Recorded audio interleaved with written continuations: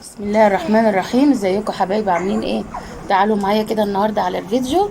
هنعمل البصاره جميله جدا. تعالوا على الفيديو تشوفوا طريقتها.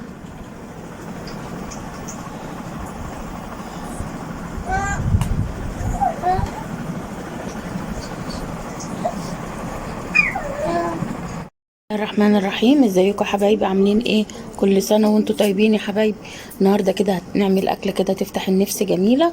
هنعمل بصاره من ايام الزمن الجميل كده، حلوه جدا. هنقع الفول كده شويه. دلوقتي هحطه ايه في الحله.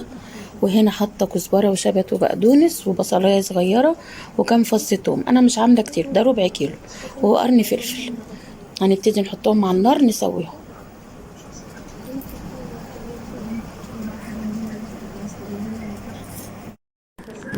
اه يا حبايبي، انا كده حطيتها في الحله وحطيت عليها نص فلفله كده عشان ما تبقاش حاميه قوي، ونص الخضره. النص التاني بقى ان شاء الله هتشوفوني هعملها ازاي واما اجي اسويها. اهي يا حبايبي بصوا، استوت اهي.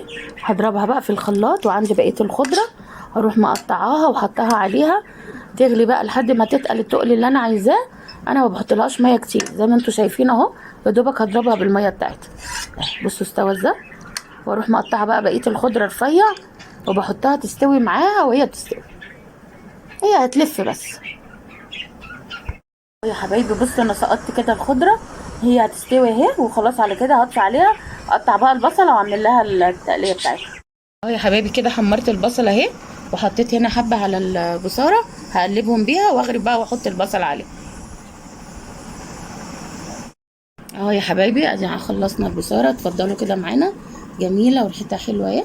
تعالوا اتفضلوا كده معانا، والطريقه بتاعتها سهله ما فيهاش اي صعوبه. وقوطه كده مشققه جنبها بقى وعيش، وحلوه جدا بقى. تاكل بقى رغيفين، تاكل 3 بألف هنا وشفا. متنسونيش بقى في الشير وفي اللايك.